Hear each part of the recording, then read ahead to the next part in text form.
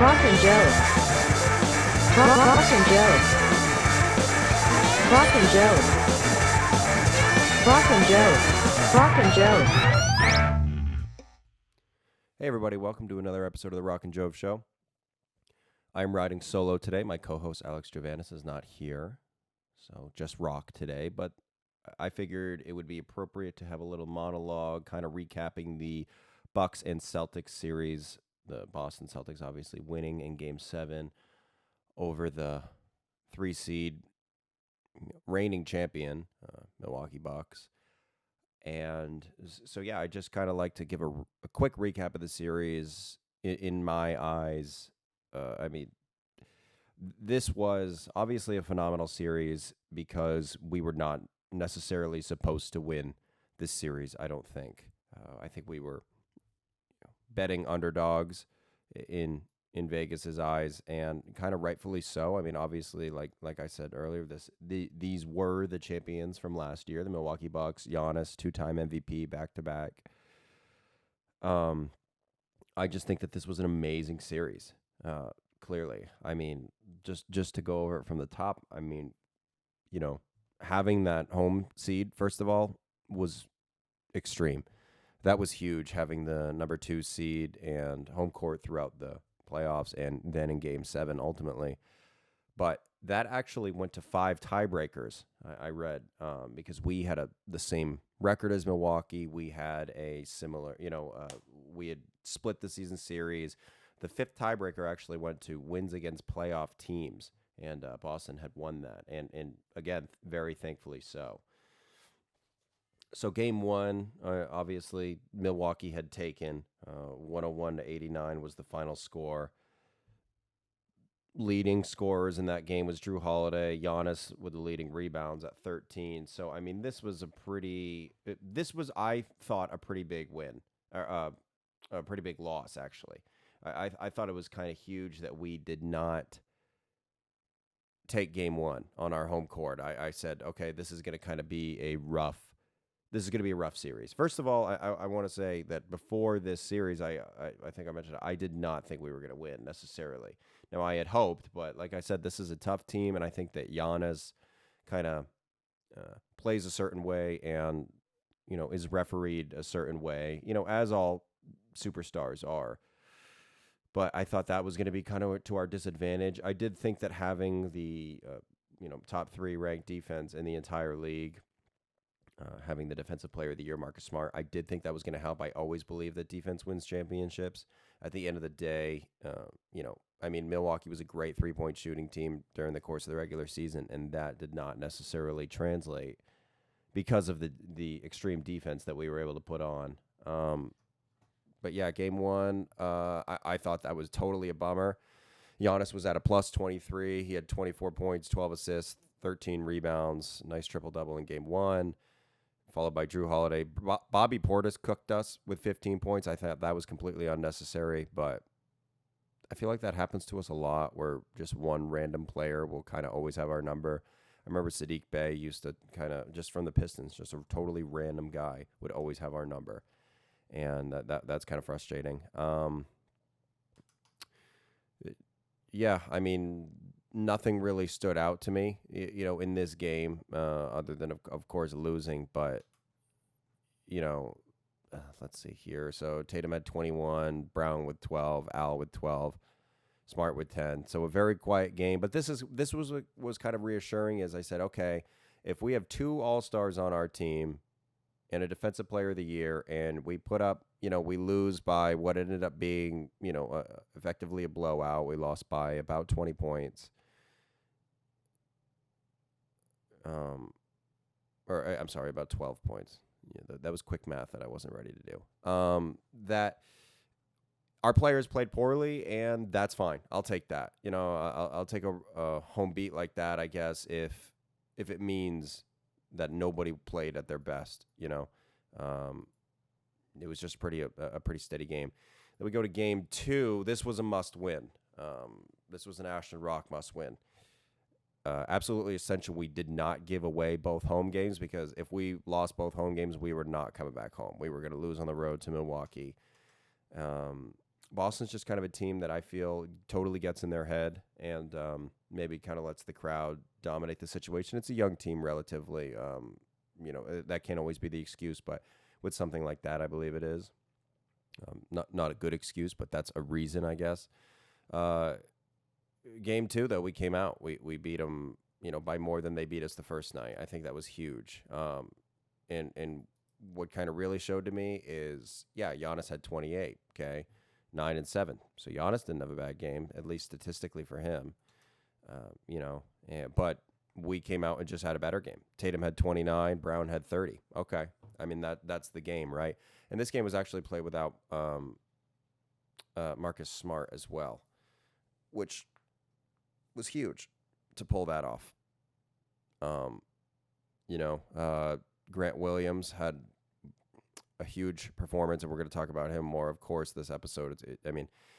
He was massive, and probably then ranks as the series MVP in my eyes, him and Horford, but we'll get to that here soon. So Boston takes game 2, holds Milwaukee to 86 points, I'm sorry. Then we go to game 3.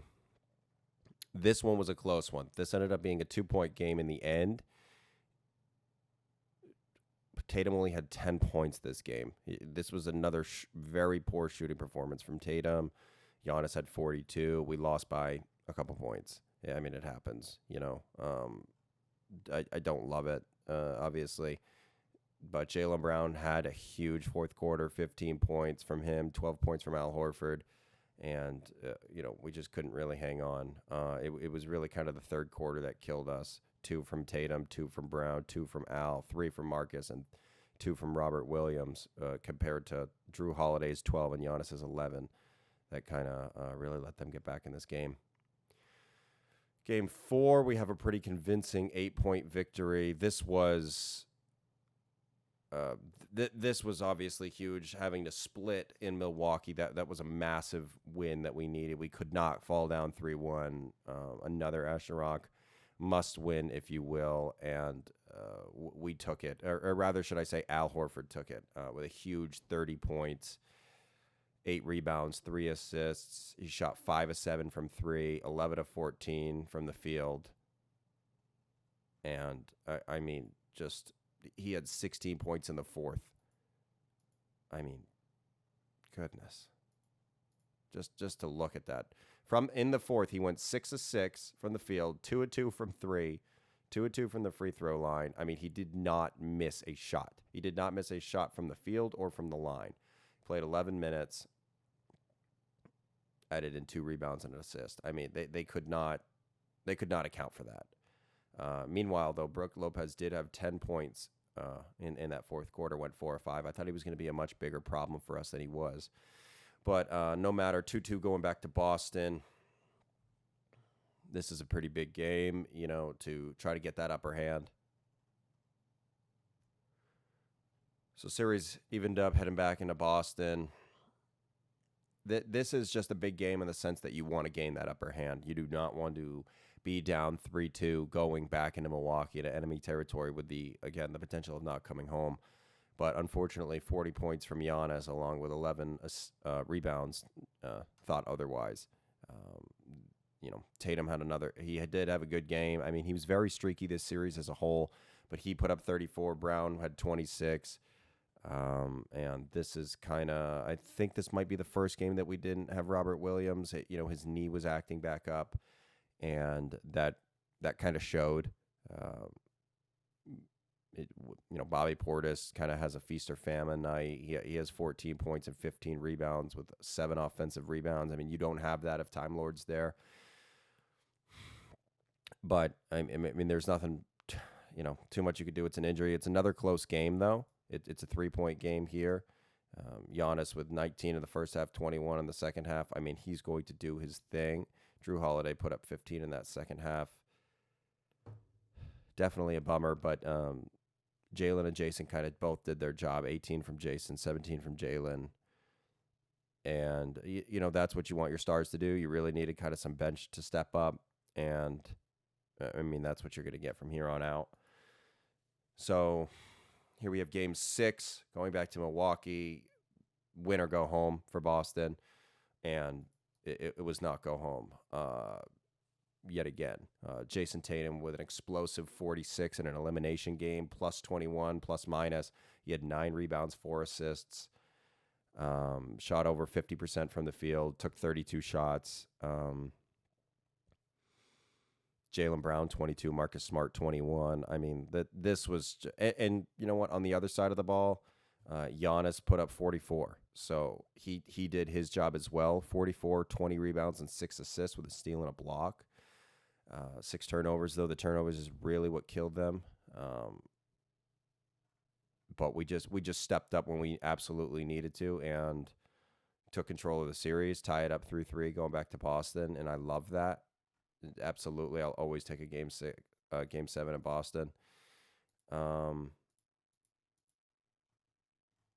Yeah, I mean that felt great. So now we head back to Boston for game 7. I'm nervous.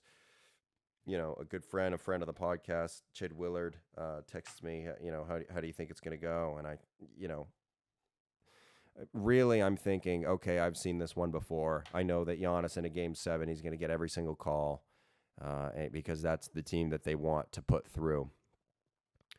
And, you know, but being optimistic and having faith in the guys, I say, you know, well, I'd like to win by 30, but I think we're only going to win by 20. And it was just that kind of energy that I think that we absolutely needed. And also the energy of Grant Williams, 10 of 22 from the field, 7 of 18 from 3, 27 points from him. I believe that's a career high. Let me tell you something. If I'm looking at the box score and the Celtics lost, but I see 18 threes from Grant Williams, I am having a conniption. I am having a fit, and nobody can subdue me because that's just absolutely insane, right? But he hits those shots in this game, so we'll take it. This is another game without Robert Williams, so already going into it, we're feeling that heat. You know, we're not at full strength, and other people need to step up, and that's absolutely what happened. We held Milwaukee to 81 points in this game 7, taking the win 109-81. Just an outstanding feat. This is the 3rd time this series that Milwaukee has been held to under 100, and I believe that they were one of the highest scoring teams in the entire regular season. But Boston having the 3rd best defense in the entire league really kind of put a damper on that. This was a game at halftime, for sure. And then come the 3rd quarter, we kind of pulled away by 10, and 4th quarter just absolutely blew them out of the water. You know, it was just a really headstrong effort. I think home court had a lot to do with it. Giannis ending up with 8 points in the second half is an absolute collapse by him, and I hope that it's talked about more than I think it's going to be. You know, Grant Williams had more points than Giannis, more points than Jrue Holiday in that second half. I mean, that's going to happen. That is also reminiscent of that Kelly Olynyk game 7 against Washington many years ago. Peyton Pritchard with 11 in the second half. I mean, this was just a great game for us. This was a band together and let's get it done. And that was really great to see. This is a young team, but this is not, that wouldn't be an acceptable answer. I think if we would have lost Brown, Tatum, Smart, these guys have been to the Eastern Conference Finals before, and maybe it wasn't their time then. But I believe it should be now. I was kind of unsure about the series versus Milwaukee. Like I said, I believe Giannis to be the best player in the East and also the player that kind of gets a lot of attention regardless of his role in this league.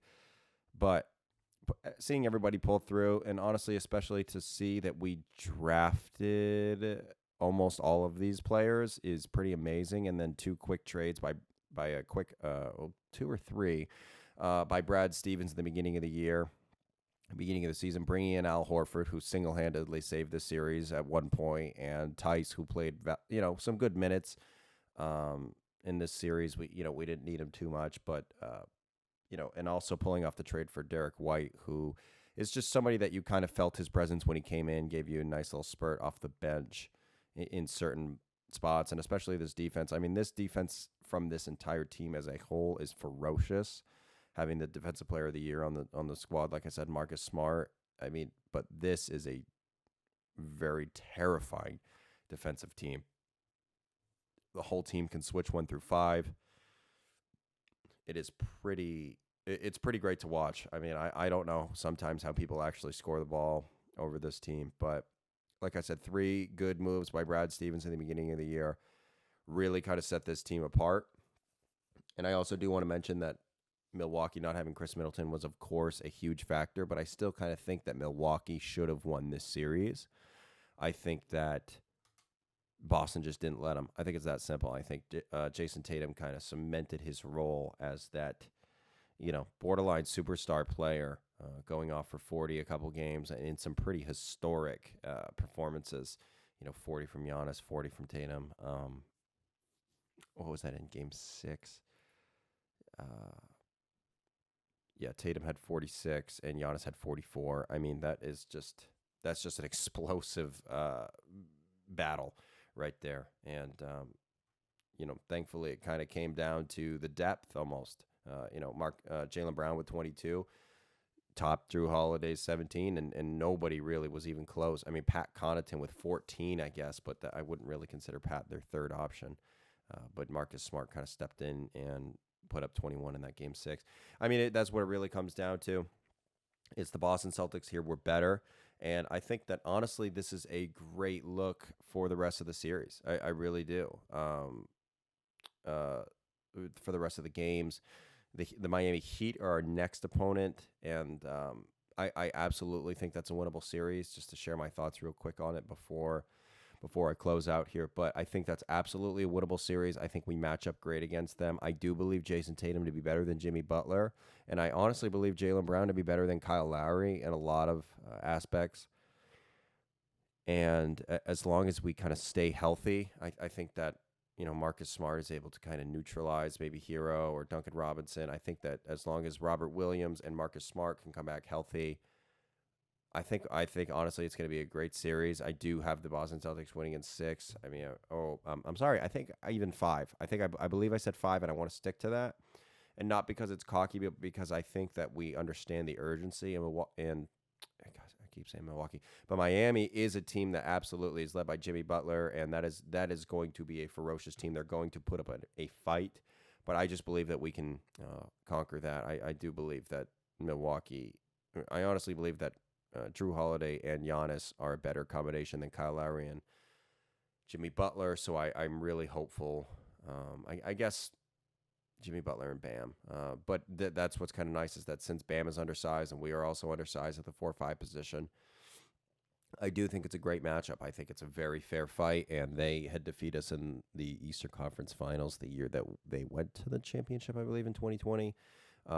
So, it would be some great it would be some great retribution, I suppose, to beat them in the Eastern Conference Finals. I absolutely think it's a winnable game, so we will share our thoughts on those games as they unfold. But thank you, everybody, for listening. If you've made it this far, for me just kind of rambling, I know Al is kind of the entertaining guy for sure. But thank you for listening. Rock and Joe. Rock and Joe. Rock and Joe. Rock and Joe. Rock and Joe.